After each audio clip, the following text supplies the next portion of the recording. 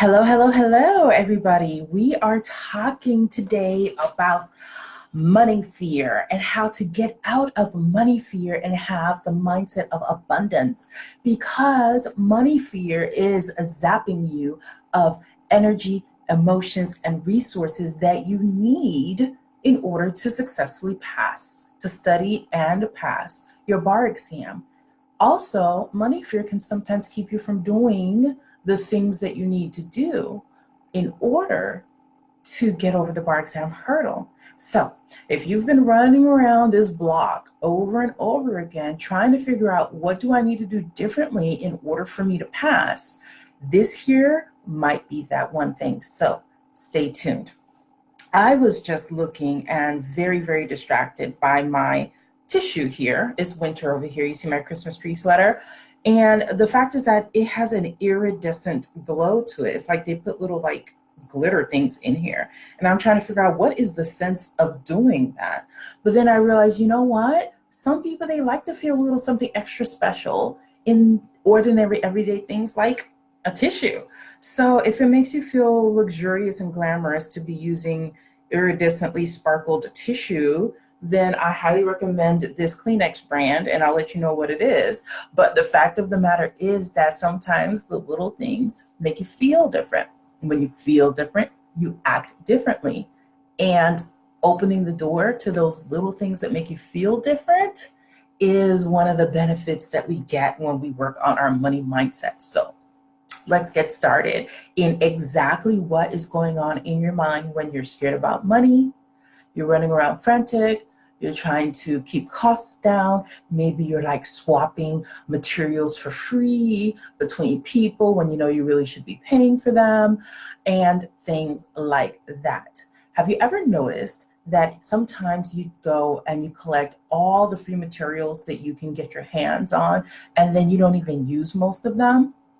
Or you go and pile up all the freebies that could be available to you on the internet and you don't even open half of them. So this whole frantic, I don't have money to spend on my bar exam stuff, so I'm going to go get it for free, actually hampers you because now you're loaded down with a whole lot of stuff. You too many options. You don't even know what it is that you want because you've been indiscriminately grabbing things up because I don't have any money, you say. So instead of trying to play whack-a-mole with all like the other stuff that comes out of a scarcity mindset, instead of trying to solve the whole can I work at the same time I'm studying thing, or do I have money to pay for this bar exam resource, or parents, and or children who need money from you while you're studying and all the other things that we think are money problems for the bar exam, let's table that for a minute and let's get down to the root. Because once we get down to the root of the issues change and they go away. So I'm working with people right now who are like, oh my goodness, the money looks so tight. I'm not sure what's going to happen before the end of the month. And we work on that together. And a changed mind turns out to be a change in your life. Changed minds equal changed lives. So if you're ready for a mindset shift, let's get into it. The thing that we need to think about when it comes to money, not worry about, but think about and know, very few people are really taking to heart the truth of this, is that the way that we think about money comes from somewhere. And the way that we think about money will determine how we act around money. And the way that we act around money then leads to our results.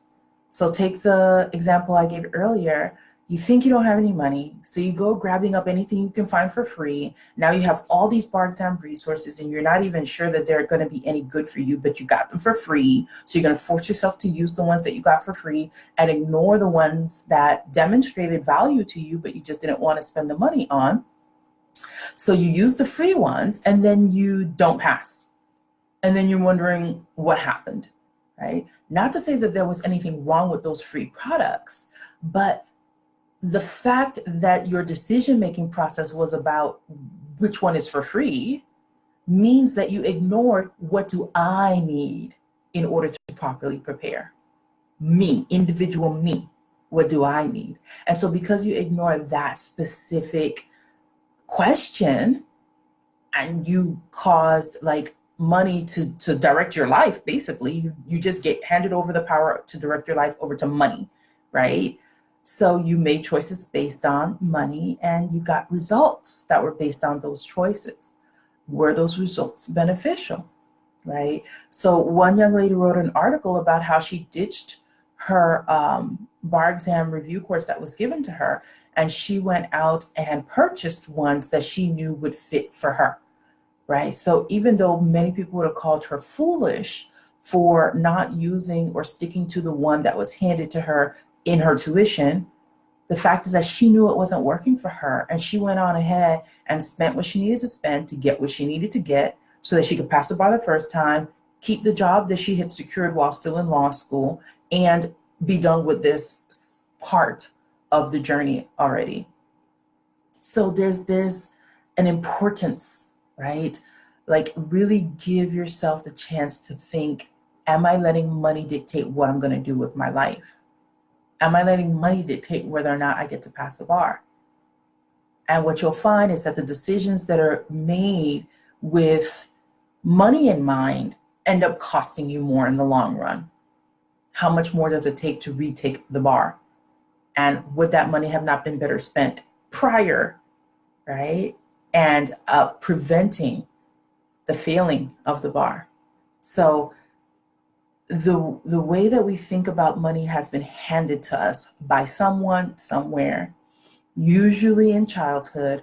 We're not here parent bashing, but we want to become aware of where our thoughts about money come from, because those thoughts lead to your actions, which lead to your results, as I just illustrated. So where do those thoughts come from that cause us to feel like there's not enough money? I've got to make something happen. I'm low on cash. I can't see it, right? Where do those thoughts come from? I call those thoughts, and the way that we adopted those thoughts, we call them conditioning, right? You were conditioned or trained to think a certain way about money. And so conditioning happens in several ways. You can be taught, like verbally told this thing, this principle, this life truth about money. You can see people acting a certain way around money and internalize the fact that, okay, this is how you act when it comes to money. Or you can just watch people's reactions to things, okay? So I'll dive into what each of those things looks like, but the premise is you're a child between however many days old to 5, 6, or 7. You're taking in information without question. Think of a 2-year-old. If you say to a 2-year-old, here, this is a cup, that 2-year-old is going to look at it and say cup, because they want you to hand them the cup with some juice in it, okay? They're not going to question whether that's actually a cup. They're not going to say cup, no cup, spoon. This is a spoon. No, they wouldn't question you. If you point to the thing and say it's a cup, they're going to agree with you and say it's a cup. At that age, we are drinking things in like sponges, as in we're not questioning what we're being handed. Couple that together with the fact that you're processing things through a child's mind. So you can see a situation happening, let's say between your mom and dad, and they're fighting about the bills, and you are taking in money, bills, bad feelings, anger, and you're feeling the fear of seeing your parents arguing because this discord is terrifying to a child, and you're associating that fear with money and bills. And this is how we get conditioned, is an emotional connection to things that we're taking in, right, unbeknownst to ourselves. This conditioning stays with us and dictates our actions from that moment on. Later on, after the age of 7, you start being conditioned by your peers and what your peers say, think, and believe when it comes to money. So if you had a friend that came to school and she always bought people at the lunch table the little extras that they didn't have money to buy, and you saw that she always had friends because she bought things for her friends, You could form the conclusion that you use money to make and keep friends, or you have to spend on your friends in order to have them. You can start coming up with all kinds of principles and rules that to your adult mind isn't logical, but as a child, it makes complete sense. We internalize those rules, we live by them, and by the time you're in your 20s and 30s and 40s, you don't even realize you're living by a rule that you made up when you were in elementary school. So a lot of the issues we have around money comes from these old, outdated, like concepts about money that we created when our minds weren't even rational, okay? And we've been living by those old concepts and conditioning all this time. So to get to the root of why you feel scared about money and why it feels like there's nothing there and why you're acting from a place of there's not enough and there's not going to be enough unless if I pass this bar exam. To get to the root of that, you have to find out where your thinking about money came from and not just identify the thoughts around it, but get to the feeling that anchored those thoughts in. Okay. So if you feel like there's not enough money, you're going to do things that match not enough money. Then you're going to continue to see not enough money because what you look for in life will present itself. If you're looking for a solution to your money problem, not focusing on the problem, but saying, what are some wonderful ways that I can make extra money? Not, oh, I need extra money because this, that, and that, but switch your mind to the positive. What are 20 ways that I can make $2,000 in the next 8 weeks? And just start playing with that. Play with the creation, not with the, I don't have it, I'm scared, things are going badly.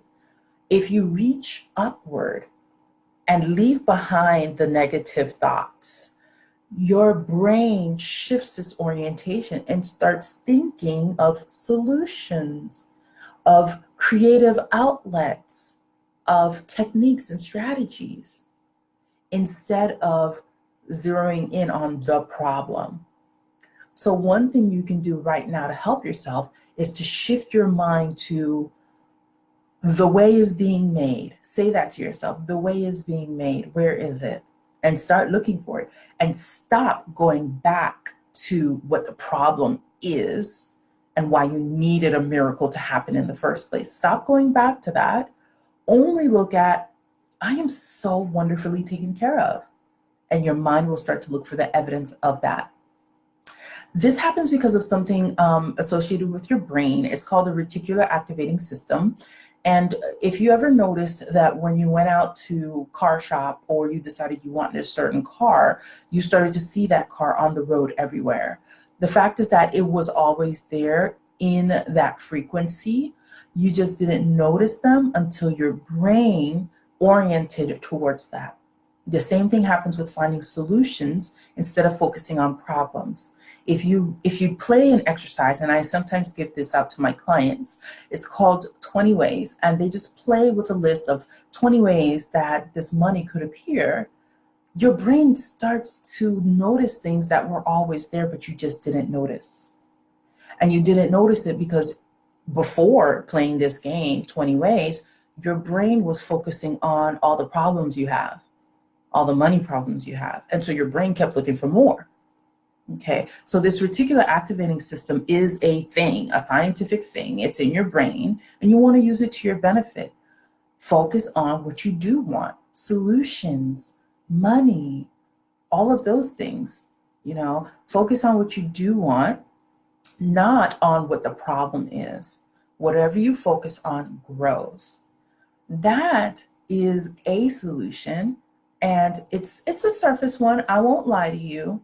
Because the fact is that the problem began from our thinking in the first place, from the way we think about money. So to eradicate this problem for good, to not fall back into scarcity thinking, you want to get down to what is my conditioning around money? Where did it, not necessarily where it came from, that doesn't matter anymore. It's already there. Let's just deal with it. But what is my conditioning around money? And how can I diffuse that and let it go so that I can move forward a changed person for life? You will never think about money the same way again. I've seen the results of doing this kind of work in how I deal with my child. He talks about money in a very distinctly different way from the way that I had spoken about money when I was his age. And it's because we pass on our money mindset down through the generations. So if you want to do your family line some good, change your money mindset. It will automatically pass down because kids take things in without question. Whatever you say is law. Whatever you exemplify is law. So to truly turn around scarcity thinking, you want to get down to what was I taught about money, either by example or by words. Okay. What is the emotional connection to that? And then work with that emotion. Obviously, it's not something that you can just get up one day and do. It takes time to look at that, to swim through it, and to face the emotions. If facing the emotions were easy, it would be the most popular self-help technique on the internet, but it's not easy. It's not something that one can just get up and say, I'm going to face the emotions and walk through them. Your brain has been keeping you from dealing with these emotions forever. That's why you've been running around frantically trying to solve your money problem, right? Because that's the easy thing to do. The harder thing to do is to actually look at where it came from and the emotions connected to that and diffuse that bomb. Then all the little money problems go away, right? But it takes expert knowledge on how to face and work through emotions that anchor in conditioning, right? And so we work on those kinds of things inside of our bar mentor programs. I don't know if you've caught on, but this group and the bar exam mentor programs has nothing to do with academics. It's all about the stuff that academic resources don't address, but are definitely weighing down on your bar exam. Money stress is one of them. So we get down to the root of money stress. And what you'll find is that once money stress is dissolved, money problems go away too. It's really funny how that happens. But getting to the root of it dissipates it all. So if you're wanting to start to get down to the root of it, keep in mind the things that we just talked about here. You got to find out what the conditioning is. You got to get down to the emotions around it, right? And in the meantime, until you're able to do that intricate work, a great short-term help technique is to look for the positive strategies and solutions instead of worrying about the problem. Use the 20 ways activity that I described to brainstorm 20 ways, whether they're realistic or not. Just make your brain start reorienting to the solution as opposed to focusing on solving a problem. Just let it just look at strategies and solutions, okay? And then if you really want to resolve this for good, get down to the conditioning, right? And I help you with that. So I invite you to look at this link that I'm going to pop in right here if you want to start moving forward with actually getting down to the root of where this thing came from so that you can solve it for good and move on. Because we all know you can pass the bar and get your attorney salary, and then in just a few short months, it won't be enough. You'll be having money problems again, right? You'll feel poor again because it has nothing to do with the amount of money that you have. It has to do with your thinking and your emotions around money. So if we deal with that, then the doors of prosperity open because you naturally reorient yourself to wealth consciousness and abundance mindset as opposed to fear and scarcity and lack. Does that make sense to you? If you have questions, pop them into the comments. I'll be so happy to address those with you, and also I'll check back afterwards after this thing has gone live, and I will answer any questions that pop into the comments after that. But if you are ready to be done with this whole money stress cycle, it has been happening forever. And you know, passing the bar and making more money is not going to solve it. You're just going to have bigger money problems at your bigger income level. You know, you've already experienced that making a bigger paycheck does not take away the fear, does not take away the financial insecurity, does not take away all of those issues. Well, the solution is getting down to the emotions of it, finding out the conditioning behind your money mindset and changing that. And for that, you do need help, but help is here. And it's very, very, very affordable. So look at this link and let's talk soon. Ask me any questions you have in the comment, and I will definitely get back with you on those. That's today's Training Thursday, how to switch out of scarcity thinking and into a mindset of abundance so you can pass this bar exam, release that stress. Let's talk soon, okay? Check out this link that I put there for you. Bye for now.